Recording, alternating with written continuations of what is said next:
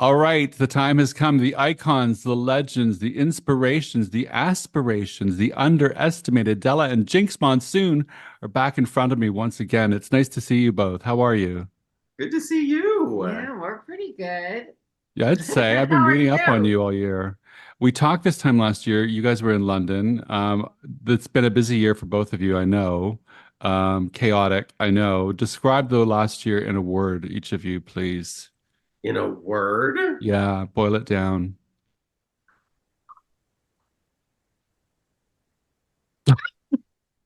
Their Uh, mouths are hanging open if you're listening to this on the radio. Their mouths one are word, agape. it's just there have been such high highs and such low, scary lows. I don't know. varied. Varied. I'm gonna say volatile. Volatile. Varied and volatile. What kind of lows, Jinx? Oh well, you've been paying attention. Well, I thought I was, but it sounds kind of dire. Well, I'm a trans feminine queer person in the U.S. At the precipice of an election where one party's whole campaign for the last I don't know 8 years has been about the extermination of me and my community. So that's enough. Yeah, I thought you were talking professionally, so that's why I was confused. But I want to talk to No, you about but politics in a that's the minute. thing It is affects our profession. I mean, it's like, it's like we are both kind of at the top of our game. We're like creating, we really, sort of know ourselves and each other as artists more than ever. We're like embracing what it is we have to put in the world, and that's being embraced by the world, which is incredible. And also, all of that political stuff is intrinsically tied to what we do as drag queens, with Jinkx as a trans feminine person, with both of us as queer people. It's there. There's no way to remove one from the other, which is also why it's our duty as artists to be like forging ahead with that. the successes I've experienced, the successes we've experienced, I have been thinking about how so many things we've experienced recently I did not think possible as a kid because of where our culture and society was at. And now these things are happening, and I know how fickle Hmm. the public can be. Hmm. And I don't want to lose the momentum or the trajectory that our community has been on. So, it's this weird dichotomy of being the talk of, Broadway. I'm just like Which spending a you month. are. Say it. You are the talk of Broadway. It's a dichotomy to be the talk of Broadway and then walk down the street after a show and feel like I could get murdered. It's scary to walk to your show where you know you're the star and be like, I am not safe in this 10-block walk because there are people who are emboldened by this political party who are encouraging them to take all of their aggressions out on me and my community. So it's this really scary thing of like, I don't want to believe my hype because that's dangerous for me right now. It's dangerous to walk down the street confidently because I'm feeling good, because I might attract the attention of the wrong person. And just walking down the street, not feeling confident, walking down the street guarded every day, I attract the attention of someone who calls me some slur or says something while onlookers just pretend not to see it. So, yeah, there have been highs and lows. Highs and lows. Thank you for clarifying. Well, anyone with with sanity is praying Kamala wins. This is going to air after the election. But you guys have done a lot. You're the co-founding members of Drag Pack, the first political action committee led by drag performers to push Gen Zers to vote to turn out for queer rights. Della, you attended the DNC to speak to voters. I saw you on MSNBC recently talking about what's at stake for queer people in this election. Are you feeling favorable about what's ahead? Yeah, I mean, I have a lot of hope, and I'm glad that we've been infused with a sense of hope in the past few months, Yes. and that there really is like, that there is something to move towards instead of just something to run away from. And I think it is important to both be constantly maintaining that sense of hope, that sense of, manifesting the future that we want, envisioning it, moving towards it, uh, spreading amongst our people the sense that it can be obtained, and also never losing sight of the fact that this is not a sure thing. We need to be involved and able, if we want to stay on course. 2016 was a really wonderful example of maybe getting a little bit too comfortable. Hmm. And so, yeah, I think it's both. I have like a really hopeful, positive outlook, and I feel very aware of the potential realities. The So, truth is, oh, go sorry, ahead. I was just gonna add that we were doing this well before we could make a living off of it, well before there was safety and popularity behind our art form. So we're going to keep doing this no matter what happens in this election. We just would love to do it in a future where people aren't actively trying to exterminate us. Yes. Well, we've all got our fingers crossed. Like I said, anyone with sanity does anyway, praying that the right person wins. I'm really struck, Jinkx, by what you said earlier about the situation that you and obviously so many trans people face. And I'm aware of that already in my mind, but you put it in my heart just now with your really wonderful description of what it's like for you. Yet, you guys are taking your show to the South. We've had this tidal wave of anti-drag, anti-trans stuff going on, crashing down in the US, up here in Canada as well, because what happens to you guys bleeds up here to us as well. You're going to cities with your new show, the Jinkx and Della Holiday Show, New Orleans, Houston, Charlotte, good God, and Orlando. So you're kind of, on one hand, experiencing what you're experiencing, but on the other hand, diving into it more. And I wonder what your thinking is behind that. Well, we go where we're needed. I mean, it's like, I mean, this is uh to do what we do is to dive into it. It's like, I mean, our careers, our art, our success is completely, has hinged on our willingness to like fully be our very queer selves in the public eye. And, we have gotten to benefit from the support of others in that, and it is our duty to give that back. And there's a lot of people in very, in red states here in the United States who are things are closer to their doorstep than they are to some of us who, live in more liberal areas. And so we have to be there to show them that we are in solidarity with them and that we are bringing this message of joy and togetherness, reminding these communities that they do still have a community, even if we are geographically not all located in the same space, and that these communities can be gathered even in these locations where things are a little bit more immediately terrifying. Well, the art of drag has always been a political statement, and now I guess more than ever, that's what you're doing, is becoming activists, probably when we're needing you the most.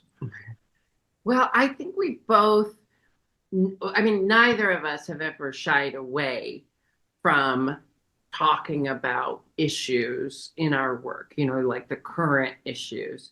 I've always been very direct, like, here's my show about the election. I'm going to talk about politics tonight, Dela works through allegory and satire, and the two of us coming together 7 years ago, I truly believe we have both become better performers. I know I've become a better writer. I've watched Dela become more free and loose and open on stage. We have very complementary talents. And because we have worked together through the years to become better colleagues and better collaborators and better friends, we have gotten to benefit from each other's strengths. We have gotten to take on each other's qualities rather than what could have happened was both of us being stubborn, saying, I've got the way to do it. She's delusional. And, but like I said, we worked on our relationship. We came to those moments where there was confrontation and conflict in our relationship.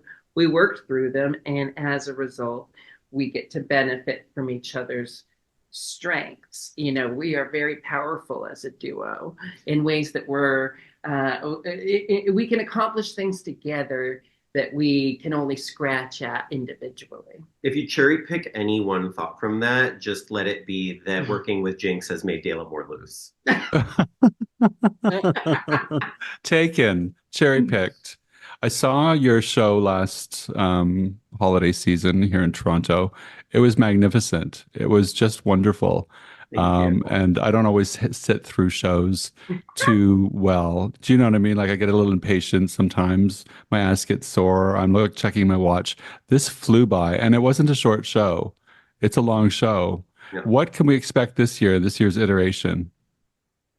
Well, every year we come at it in a different way, and we try to come at it with fresh eyes and make the thing it needs to be, to really go into it like with obviously we always have the brand of humor we have and our sort of like pop culture referential sensibility and the comedic dynamic between these two characters, but we still come at it every year, what is driving us as artists, not what can we replicate from the past. And so, which is like last year, because of that, we really dove into this crazy meta thing. And the year prior, we did this weird sci-fi Christmas Carol mashup. And this year, we're leaning into working with another familiar Christmas classic, but really, wrenching it sideways the way that we like to do.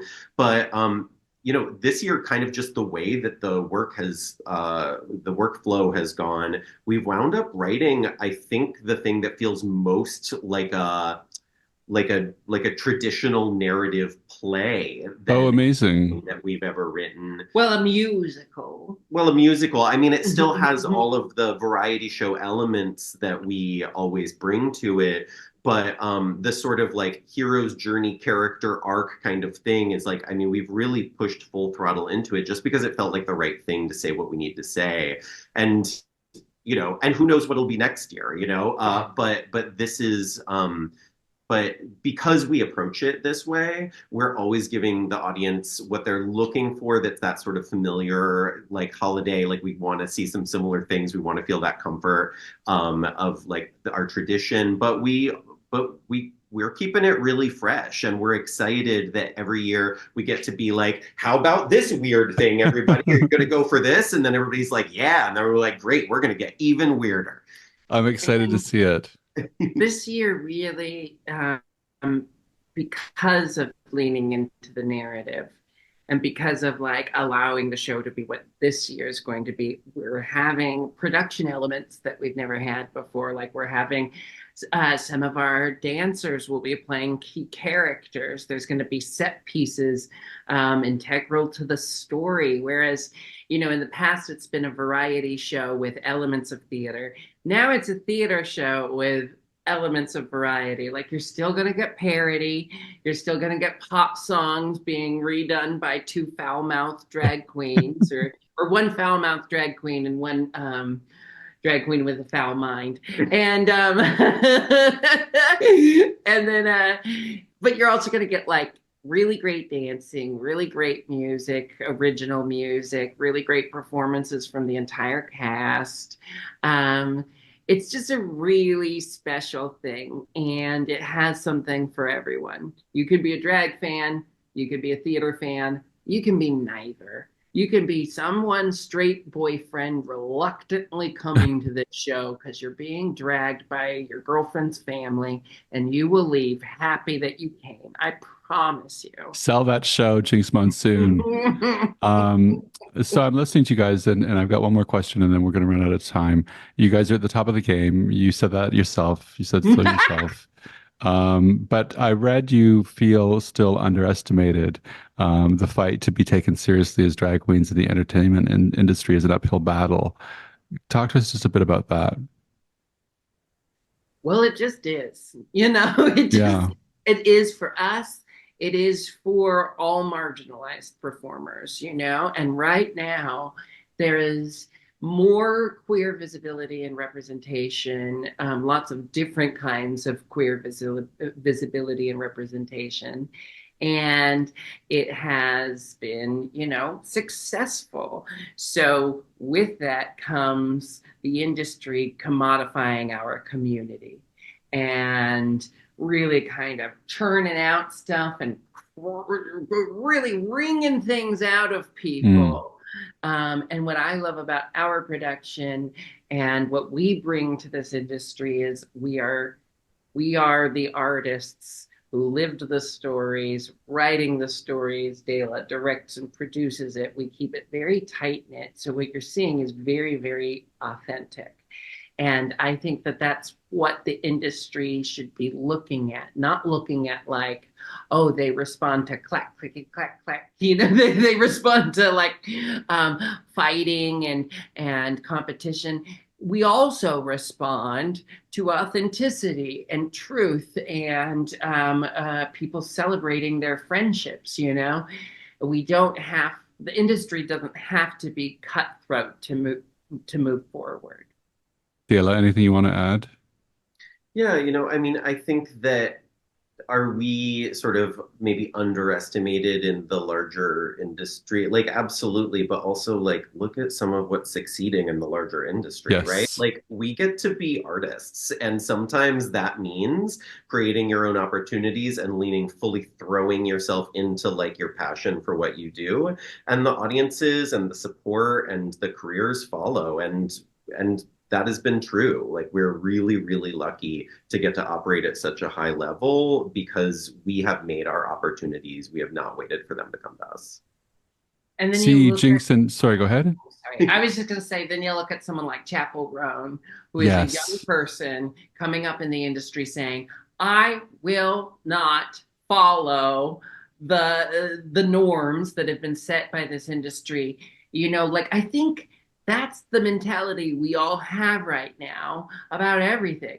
We're like, okay, so everything's gone a certain way for all of this time. And now here we are. The world is on fire. People are fighting. People are trying to take away each other's rights.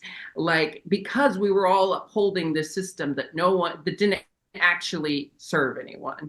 And what Chappell's doing in the industry of entertainment is indicative of how we all feel about our lives right now. We are sick of other people telling us that we have to play by these rules that don't serve us just because that's what we've always done. Yes.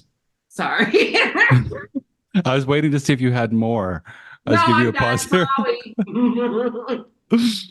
Listen, you can see Jinkx and Dela in the Jinkx and Dela holiday show. There's a host of US dates, and the duo come to Toronto, Montreal, and Vancouver too this month, November. And in December, check jinxanddela.com for exact dates and to buy tickets. It's been really nice to spend time with you again. I appreciate you. It's always great talking to you. Thank you so much. Have a great run, and I'll see you when you're in Toronto. Yeah, we'll see you there. Okay, cheers.